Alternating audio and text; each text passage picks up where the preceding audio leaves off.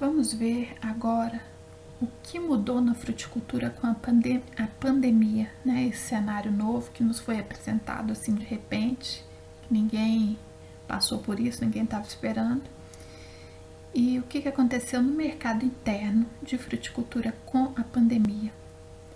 Então, a comercialização interna das frutas não atingiu o esperado pelo setor em 2020. Então, já começou, né, a nos chamar um sinal de alerta.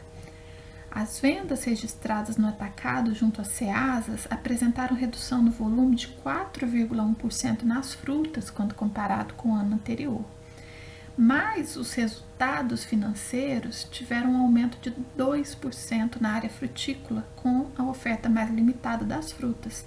Então, de qualquer forma, diminuiu um pouco o volume esperado, mas aumentou o preço, né? Então, justamente pela crise de recessão que nós estamos vivendo, então a tendência é realmente dos frutos aumentarem de preço mesmo. Em relação ao consumo, o que mudou?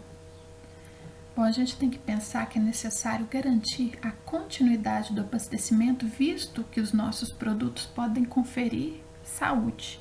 Então, mesmo em um cenário de recessão, durante o segundo trimestre de 2020, que foi o auge da pandemia do Brasil, o setor de frutas conseguiu manter o escoamento da produção e, em muitos casos, se beneficiar dessa mudança de hábitos. Um outro aspecto é o consumo de frutas está muito abaixo das recomendações da OMS, o que há, né, um espaço imenso para crescimento. Então, o brasileiro come pouca fruta, então a tendência é que se aumente, né, esse volume consumido com o passar dos anos. Uma outra mudança é que houve uma maior preparação de refeições no lar, né? Então a pessoa para de comer em restaurantes ou em fast food e vai comer em casa. E com isso, a tendência é sempre de uma alimentação mais saudável, fazer saladas, uma salada de fruta, uma fruta de sobremesa. Então, essa é uma tendência. Uma outra coisa que foi observada é que a crise influencia o consumo de frutas nas diferentes classes. Então, as classes C, D e E, que são as classes menos favorecidas, elas preferem comprar proteína, né, do que as frutas e hortaliças. Já as classes A e B, que têm maior poder aquisitivo, vai reduzir a variedade de frutas que consumia anteriormente, né, devido à pandemia. Então, isso foi observado. Os novos investimentos também foram afetados com a pandemia. Em termos de investimento na área, os novos plantios foram os mais afetados pela pandemia, porque os produtores eles desistiram de plantar quando muitos produtos, né, apresentaram uma forte desvalorização no mercado. Mas isso é só importante para novos plantios, porque a fruticultura ela tem uma particularidade que as lavouras são perenes, né? Pelo menos a maioria das lavouras são perenes. Então, ele freou os novos plantios, mas aquelas plantas que estão no campo, elas continuam, né? Sendo mantidas, sendo cuidadas para as produções seguintes. Os possíveis investimentos previstos na atividade, assim como os esperados incrementos na produção, foram suspensos, mas continuam vivos, né, no meio de iniciativas que buscam ampliar o consumo dos produtos. E é claro, né, a imprevisibilidade dos resultados aumentou com a pandemia, né, não só na área de fruticultura, em todas as áreas, e isso influencia realmente a economia. E na exportação, o que mudou com a pandemia? Bom, as exportações registraram queda de 2% no volume e 8% no valor acumulado do primeiro trimestre de 2020. Então, sim, teve problemas, né? Melão, manga, uva e laranja apresentaram redução no período. Só o limão, né, que teve um desempenho positivo.